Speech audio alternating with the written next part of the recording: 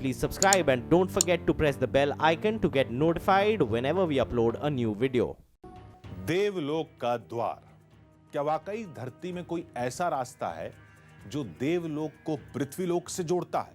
अगर है तो क्या वाकई वहां तक जाया जा सकता है? आखिर उस गुफा के दूसरे छोर पर दिखाई क्या देता है? ऐसे तमाम सवालों के साथ हमारी टीम निकल पड़ी। आगे का रास्ता नदी की लहरों से होकर गुजरता है, घने जंगलों में भटकना पड़ता है, जहरीले जानवरों से लड़ना पड़ता है और फिर एक ऐसी रहस्यमय जगह दिखाई देती है जहां आज तक कोई इंसान नहीं पहुंच सका। न कोई सड़क, न कोई पगडंडी। आगे जाने का बस एक ही जरिया है, गोमाती नदी। आसपास आदिवासियों की कुछ बस्तियां हैं जहां के लोग नाव के सहारे आते जाते हैं, लेकिन हमें उन बस्तियों से भी कहीं दूर जाना था। पहली मंजिल थी यहां के पहाड़ों पर बनी देवताओं की विशालकाय मूर्तियां।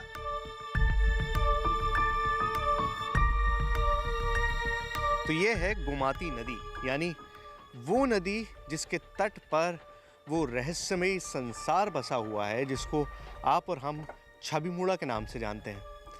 यहाँ तक तो हम पहुँच गए। इसके आगे का सारा रास्ता बोट से है।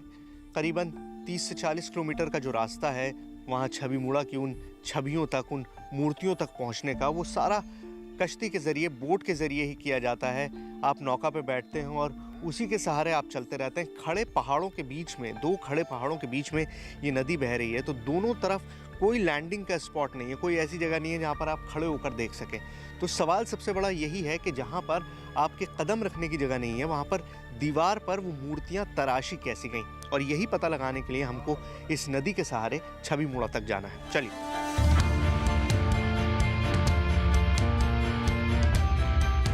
आगे क्या होगा हमें भनक तक नहीं थी। बस इतना पता था कि नदी का हर मोड़ एक नई चुनौती बनकर आएगा। कोई अनहोनी हुई तो ये सुरक्षा जैकेट जिंदगी बचाने का जरिया बनेगी। तो अब पूरी तैयारी हो चुकी है इस बहुत मुश्किल सफ़र के आखिरी पड़ाव को पूरा करने के लिए। और जो रहस्यमयी जगह जिसको आज तक कैमरे पे कभी नहीं देखा गया, आप पूरा इंटरनेट तलाश लीजिए, यूट्यूब तलाश लीजिए, आपको छबीमुड़ा नहीं मिलेगा। आपको कुछ एक दो पिक्चर्स मिल जाएंगी, लेकिन आपको उसका वीडियो नहीं मिलेगा। और ये पहली बार है कि कोशिश की जा रही है कि कैमरे को वहाँ तक लेके जाया जाए, एक ऐसी जगह जो शायद हिंदुस्तान की सबसे रहस्यमयी जगहों में से एक है और जो बिल्कुल लोगों के सामने नहीं है, जिसके बारे में किसी को पता ही नहीं है। तो हम तैयारी कर चुके हैं और ये बोट्स आप देखिए, ये बोट्स हैं, 2 बोट्स हायर की हैं। एक बोट में मैं रहूँगा, एक में मेरे कैमरा पर्सन रहेंगे और कोशिश करेंगे कि पूरी तरह से इसको शूट कर सकें, आपको वो सब दिखा सकें जो शायद बहुत मुश्किल भी है और बहुत रहस्यमयी भी। आदिवासियों का साथ बहुत जरूरी था, क्योंकि यही वो लोग हैं जो गोमाती नदी के उन रास्तों से वाकिफ हैं। तो चलिए छबीमुड़ा का ये सफ़र शुरू करते हैं। मुश्किल सफ़र है। अब ये बोट का जो रास्ता है, ये मैं आपको बताऊं, गोमती रिवर बहुत तेज़ फ्लो करती है। आपने गंगा का फ्लो देखा होगा ऊपर पहाड़ों में, लेकिन ये मैदानी इलाका है और उसके बावजूद भी बहुत ज़्यादा फ्लो जो है, पानी का बहाव है, वो बहुत तेज़ है। और हमारे पास जो बोट्स हैं वो बहुत छोटी हैं और इन्हीं बोट से हम कोशिश कर रहे हैं, चलिए उस तरफ। तो हम इसी बोट से कोशिश कर रहे हैं कि हम आगे बढ़ें इस नदी में और छबीमुड़ा की जो वो मूर्तियां हैं उनको आपके सामने ला सकें। पानी की लहरों पर यह सफर शुरू हुआ।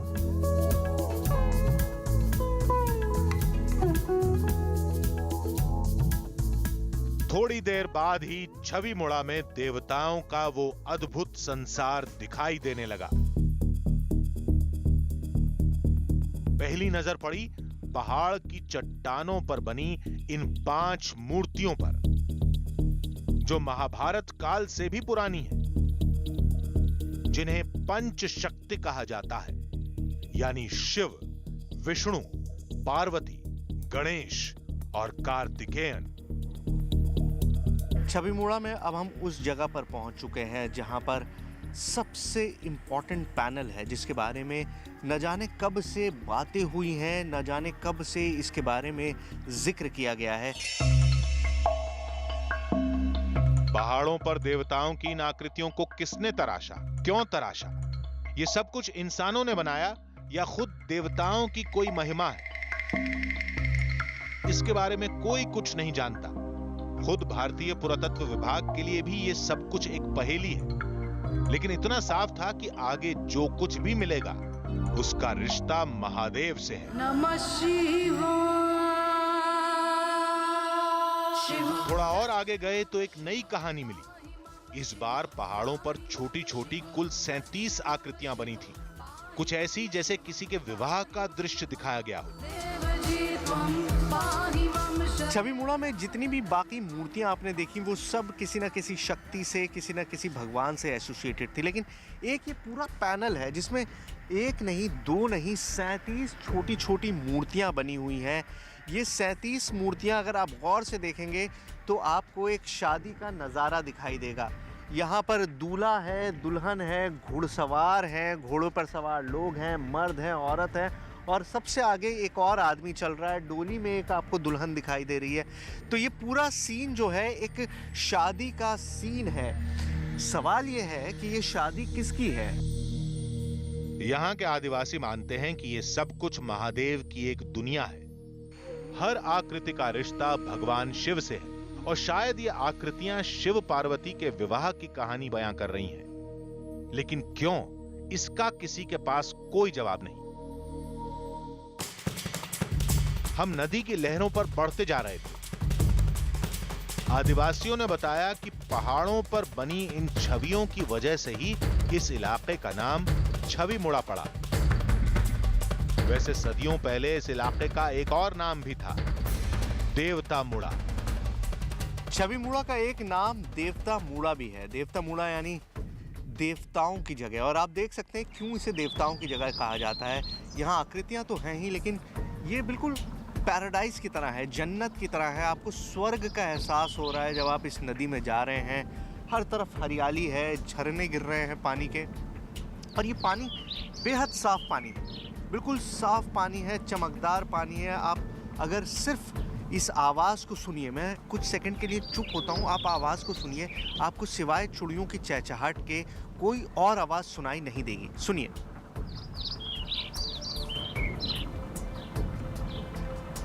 पानी की आवाज़, चिड़ियों की आवाज़, और उसके अलावा कुछ भी नहीं। ये वाकई बिल्कुल ऐसा है जैसे आप स्वर्ग में आ गए हो। चलते चलते हम नदी के उस मोड़ तक आ पहुंचे जहां आबादी का कोई निशान नहीं था। जहां जहां नदी की लहरें जाती रहीं, हम भी वहीं बढ़ते रहे। गोमती नदी के बारे में भले आज ज़्यादा जानकारी ना हो, आप और हम बहुत ज़्यादा ना जानते हो, लेकिन मैं आपको बताऊं इसका जिक्र, इसका रेफरेंस जो है वो बहुत पुराने समय से मिलता है। इनफैक्ट गुजरात के द्वारका तक में गोमती नदी का जिक्र मिलता है। तो मैं समझ सकता हूँ, मतलब ये समझने की ज़रूरत है, रिसर्च करने की ज़रूरत है। हो सकता है ये नदी उस वक्त इतनी बड़ी हो कि ये यहाँ से लेकर गुजरात तक बहती हो, जब भी इसका जिक्र वहाँ पर हुआ है। और ये भी मान्यता है कि ये नदी बहुत ज़्यादा पावन है, और हो सकता है कि पहले ज़माने में, उपनिषदों के ज़माने में, जब अब वेद थे उस ज़माने में, हो सकता है कि इस नदी की भी वही कद्र, वही वैल्यू हो जो आज शायद गंगा की है। न मंजिल का कोई ठिकाना, न नदी के दूसरे छोर का पता। लेकिन देवताओं के इस अनदेखे अनजाने संसार की खोज में हम आदिवासियों के बताए रास्ते पर बढ़ते रहे। तो जैसे जैसे हम गहरे पानी में जा रहे हैं, पानी का बहाव जो है वो बढ़ता जा रहा है और बहुत ज़्यादा ऊंचा नीचा हो रहा है। सेफ्टी हमने पहन रखी है, जैकेट्स, लाइफ जैकेट्स, लेकिन फिर भी डर तो लगता ही है। लेकिन कोशिश यही है कि उस जगह तक पहुंच सकें जहां तक कोई नहीं पहुंच पाया, कोई कैमरा नहीं पहुंच पाया, और आपको वो रहस्यमयी जगह दिखाएं। हिंदुस्तान की सबसे रहस्यमयी जगह, जिसके बारे में ये नहीं पता कि आखिर वो आई कहाँ से, आखिर उसको बनाया किसने। ये नदी का वो रास्ता है जहां टीवी कैमरा तो दूर, कुछ गिने चुने लोगों के सिवाय आज तक कोई इंसान नहीं पहुंचा। आप ये घुमाव देखिए, नदी पूरी तरह से बेंड हुई हुई है राइट एंगल पे। अगर आप उधर देखेंगे पूरा घूम के नदी इस तरफ आ रही है, और इसी वजह से जब आप बाहर से देखते हैं तो आपको ये हिस्सा दिखाई नहीं देता नदी का। जिधर छवि मुड़ा है वो हिस्सा आपको दिखाई ही नहीं देता है। आप अगर ऊपर से पहाड़ी से भी ऊपर से देखते हैं तो आपको नदी का सिर्फ वो हिस्सा दिखाई देता है जो इस मोड़ से पहले का है। इस मोड़ के बाद का हिस्सा जो है, इस घुमाव के बाद का हिस्सा दिखाई नहीं देता, और इसी वजह से शायद इतनी सदियों तक इस जगह के बारे में किसी को पता ही नहीं था। नदी के बहाव पर करीब 8 किलोमीटर चलने के बाद हमारी मुलाकात एक नई पहेली से हुई। पहाड़ की सीधी चट्टान पर करीब 10 मीटर लंबी एक विशाल मूर्ति दिखी। ये मूर्ति एक देवी की थी, शायद देवी दुर्गा की, लेकिन हमारे साथ मौजूद आदिवासी इसे देवी चक्रक मां की मूर्ति बता रहे थे। तो करीबन 2 घंटे से हम लोग बोट में हैं और उस जगह पर पहुंचे हैं जहां पर पहली रॉक कार्विंग मेरी नज़र के सामने आ रही है। और ये आप जब इसको देखेंगे तो आपको एहसास होगा कि जब पहली बार इसको देखते हैं, आपने अगर ताजमहल गए होंगे, आगरा गए होंगे, तो बुलंद दरवाजे के नीचे खड़े होकर जब ताजमहल को आदमी पहली बार देखता है तो आप एस्टाउंड हो जाते हैं, आप हैरान हो जाते हैं, चौंक जाते हैं। और कुछ ऐसी ही फीलिंग इस समय आ रही है। आप पूरी खड़ी दीवार है ये, और यहाँ पर मेरे सामने एक इतनी बड़ी मूर्ति मौजूद है। करीब से देखने की कोशिश करेंगे। पास जाकर देखा तो इस मूर्ति के सामने इंसानी कद बौना दिखाई दे रहा था। जहन में बस यही सवाल था कि आखिर इन घने जंगलों में इस मूर्ति का क्या मतलब हो सकता है। 5 हाथ आपको एक तरफ दिखाई देंगे, 5 हाथ दूसरी तरफ, और सर को गौर से देखेंगे तो आपको सर में से निकले हुए सांप दिखाई देंगे। और ये इकलौती नहीं है, इस तरह की और बहुत सारी हैं। हम आपको और बाकी सारी भी दिखाएंगे। तो आगे का सफ़र जारी रखते हैं, वापस बोट में बैठेंगे और बोट से आगे की तरफ चलेंगे। चलिए। हमारे साथ मौजूद नाविक ने बताया कि छवि मुड़ा का रहस्य इन प्रतिमाओं से कहीं गहरा है। वो बता रहे थे कि आगे जाएंगे तो कुछ गुफाएं दिखेंगी। पहली गुफा यहाँ की सदियों पुरानी रियासत से जुड़ी है। कहते हैं उस गुफा में राजा ने अकूत दौलत छिपाई थी, और देवी चक्रक मां आज भी उस खजाने की रक्षा करती हैं। लेकिन उससे भी बड़ा रहस्य है यहाँ मौजूद एक और गुफा,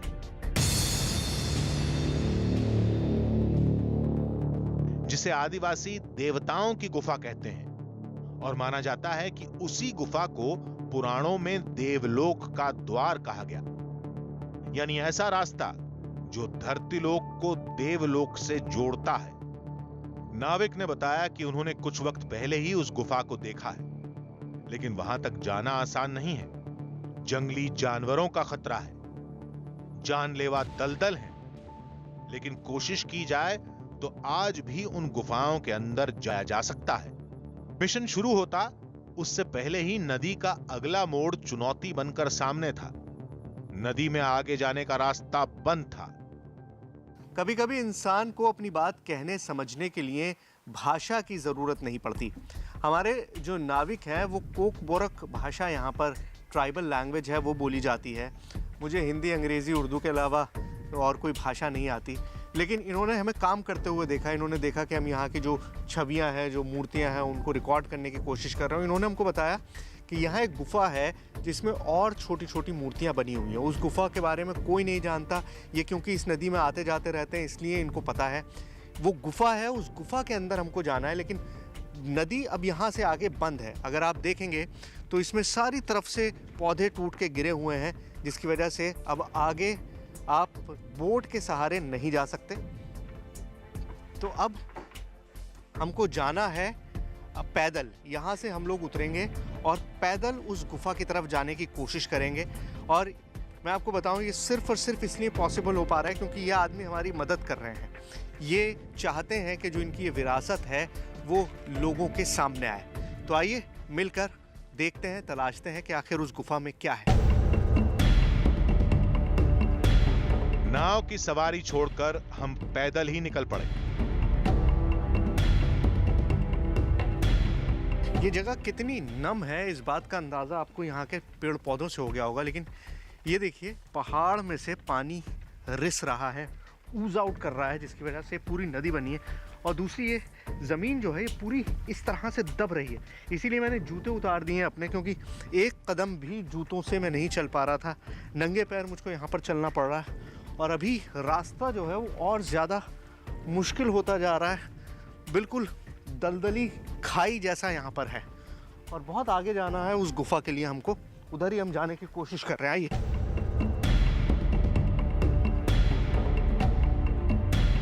तो मुझे नहीं लगता कि आज से पहले यहाँ पर किसी भी इंसान के कदम पड़े हों, एक या दो लोगों के अलावा। आप देखिए पेड़ों की हालत जो है, पत्थर की हालत जो है, ये ज़मीन जो है ये बिल्कुल अनटच्ड है, कोई भी इंसान यहाँ तक नहीं पहुँचा है। और पहली बार हम इसमें अंदर जाने की कोशिश कर रहे हैं, अंदर घुसने की कोशिश कर रहे हैं, उस गुफा तक पहुँचने की कोशिश कर रहे हैं जिसके बारे में हमें पता चला है। छवि मूड़ा की तलाश में हम आए थे, लेकिन यहाँ हमारी तलाश और बड़ी हो गई है। हमारे सामने एक और चीज़, एक और रहस्य खुलने वाला है। आइए। हवा में एक अजीब सी खामोशी थी, जिसमें थोड़ा सुकून भी था और थोड़ा डर भी, क्योंकि आगे क्या होगा इसका हमें भी कोई अंदाजा नहीं था।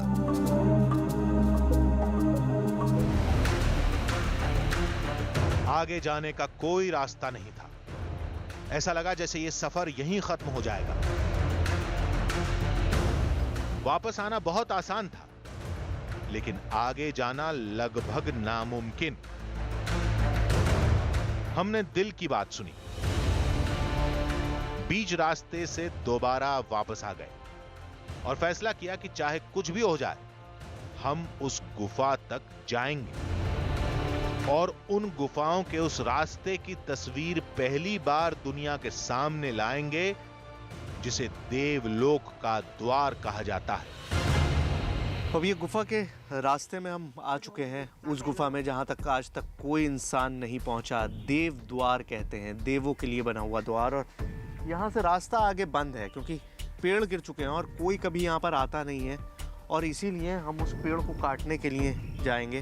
पहले उन पेड़ को काट के नदी का रास्ता बनेगा, बोट जाने के लिए रास्ता बनेगा, उसके बाद अंदर जाएंगे, तब ये बोट जा पाएगी। वो देखिए, अगर आप देख पाएँ वहाँ पर वो उन्होंने कटाई शुरू कर दी है, पानी में उतर के काटना शुरू कर दिया है ताकि बोट जाने का रास्ता बन सके। ये कटाई कर रहे हैं अभी यहाँ पर, और जैसे जैसे कटाई होगी बोट पानी जाएगा अंदर और बोट के जाने के लिए रास्ता बनता जाएगा। ये देखिए यहाँ पर कटाई का काम शुरू हो गया है। अपनी अद्भुत विरासत को दुनिया के सामने लाने के लिए इन आदिवासियों ने हमारी मदद की। नदी के रास्ते पर बिखरे इन पेड़ों को काटने का सिलसिला शुरू हुआ।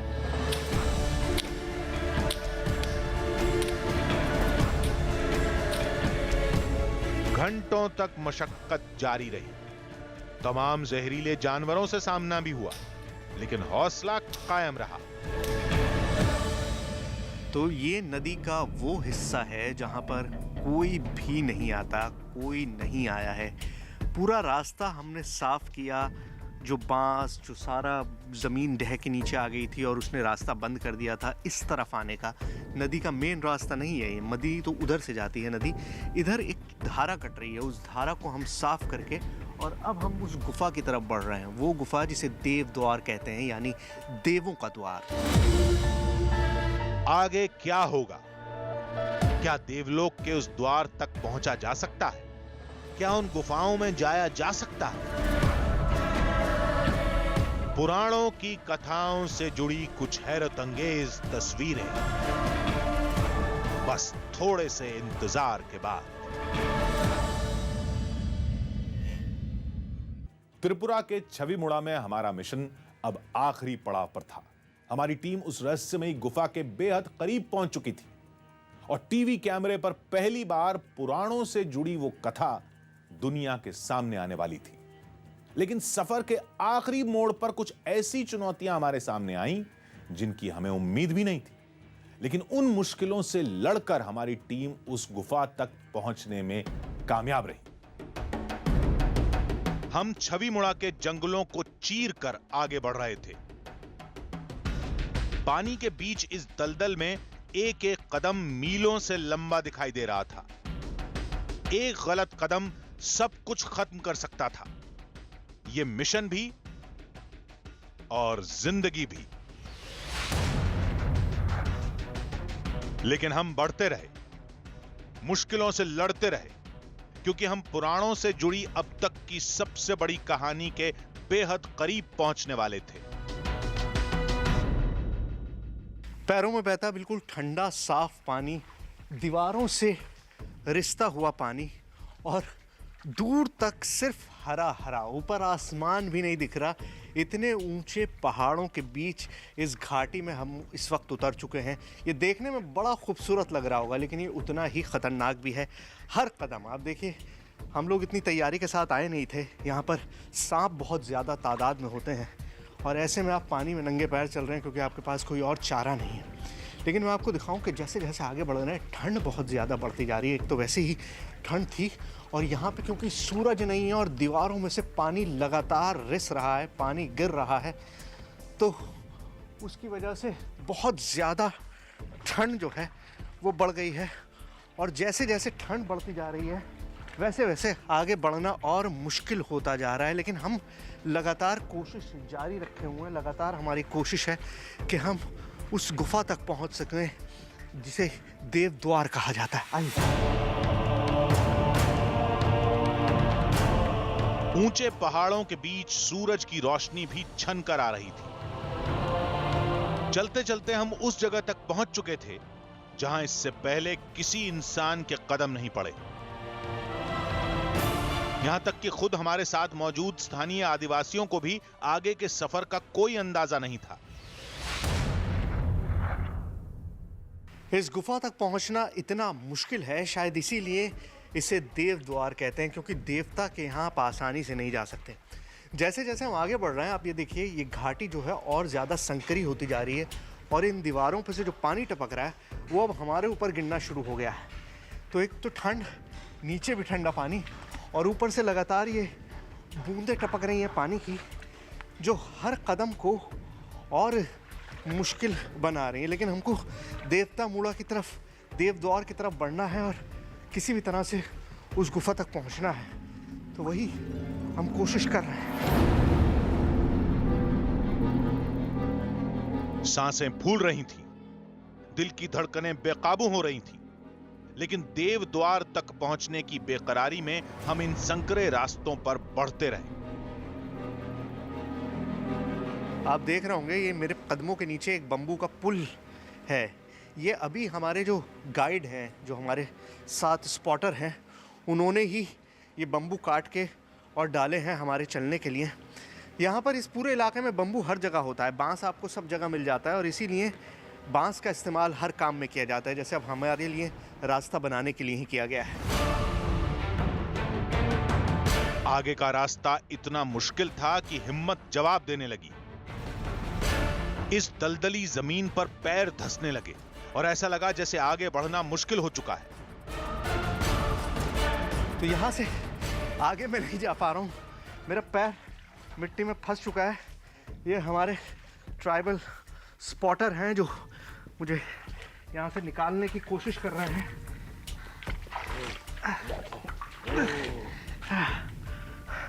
और ये इन्हीं लोगों के बस की बात है, जहाँ पर हमें एक कदम रखना भी मुश्किल हो रहा है, वहाँ पर चलना और दूसरों को चलाना, आप समझिए कितना मुश्किल काम है। और इसीलिए शायद यहाँ पर कोई पहुँच नहीं पाता है। इसीलिए इस, छोड़ दीजिए आप, ठीक है, चला जाऊँगा। इस पूरे रीजन में कोई भी पहुँच नहीं पाता है। जैसे मैंने आपको बताया कि छवि मुड़ा के बारे में सन 2000 तक किसी को पता भी नहीं था। उसके बाद छवि मुड़ा लोगों के सामने आई, लोगों को पता चला कि यहाँ पर इस तरह की एक गुफा है जिसमें जाया जा सकता है, इस तरह की मूर्तियाँ हैं। तो वही कोशिश हम कर रहे हैं उस गुफा तक पहुँचने की। बहुत मुश्किल है, सफ़र हर कदम के साथ मुश्किल है, लेकिन हमारा सफ़र जारी है।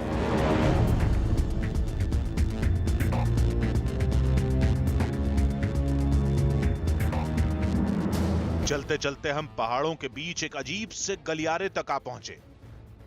ऐसा लगा जैसे यह वाकई कोई रास्ता हो, जिसे किसी इंसान ने नहीं बल्कि खुद कुदरत ने तराशा हो। आदिवासियों ने बताया कि पुराणों में जिस देव द्वार का जिक्र हुआ है, उसकी शुरुआत यहीं से होती है।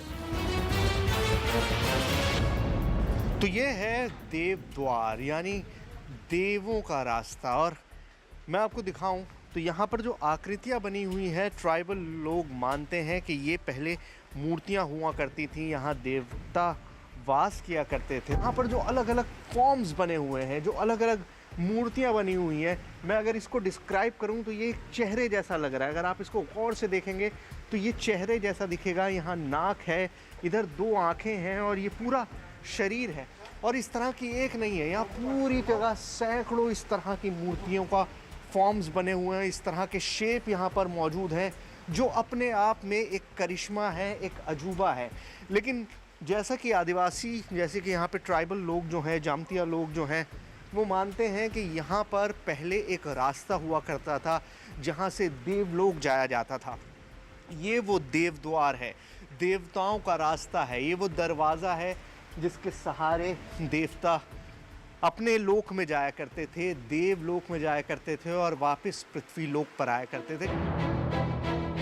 यहां बहुत से रास्ते दिखाई दिए। बहुत सी छोटी छोटी गुफाएं एक दूसरे से उलझी हुई थी और उन्हीं के बीच हमें वो गुफा भी दिखाई दी जिसके बारे में दावा होता है कि यही रास्ता देवलोक को पृथ्वीलोक से जोड़ता है। हमने इस गुफा में जाने की कोशिश भी की, लेकिन जैसे ही आगे बढ़े एक तेज झरना फूट पड़ा और हमारे लिए आगे का रास्ता बंद हो गया। मैं आपको बताऊं, हमने कहा था कि हम इस गुफा में जाएंगे, हम इसी इरादे से यहाँ पर आए थे। लेकिन आप पानी की आवाज़ सुनिए, वहाँ से एक झरना फूट पड़ा है, पानी की बहुत तेज़ धार ऊपर से नीचे की तरफ गिर रही है और इससे आगे जाना अपनी जान को जोखिम में डालने जैसा है। वैसे भी मैं आर्कियोलॉजिस्ट नहीं हूँ, मेरे साथ जो टीम है उनके पास वो इक्विपमेंट्स नहीं है कि हम दीवार खोद सकें, अंदर जाकर देख सकें। तो ये शायद हमारा काम है भी नहीं, लेकिन फिर भी हम कोशिश कर रहे थे कि हम अंदर जाके देखें। जो बात सदियों से कही जा रही है, क्या वो सच है, क्या उसमें झूठ कितना है, उसमें हकीकत कितनी है, फसाना कितना है। लेकिन हम इससे आगे नहीं जा सकते। वो पानी की तेज़ धारा, अगर आप आवाज़ सुने, मैं चुप होता हूँ और आप पानी की आवाज़ सुनिए। इतनी तेज़ पानी की आवाज़ आ रही है, पानी की बहुत तेज़ धारा, ऊपर पहाड़, आप पहाड़ देखिए कितने ऊंचे हैं। उन ऊंचे पहाड़ से तेज़ पानी की धारा नीचे आ रही है और हमारे साथ जो हमारे स्पॉटर हैं, हमारे गाइड हैं, वो हमसे बार बार कह रहे हैं कि हमको ये जगह छोड़ देनी चाहिए क्योंकि यहाँ ज़मीन धसक सकती है, कभी भी पानी का बहाव इतना तेज़ हो सकता है। ये सब जो आप देख रहे हैं रास्ता पानी ने ही काटा हुआ है, तो ऐसे में बहुत देर यहाँ पर रुकना अब सेफ नहीं है। हम यहाँ से निकल रहे हैं। हम उस गुफा में दाखिल तो नहीं हो पाए, लेकिन पुराणों से जुड़ी सबसे बड़ी कहानी के गवाह जरूर बने। तो क्या वाकई इस गुफा से होकर कोई रास्ता गुजरता है और वाकई ये रास्ता पृथ्वीलोक को देवलोक से जोड़ता है? क्या वाकई इसी रास्ते को देवलोक का द्वार कहा जाता है?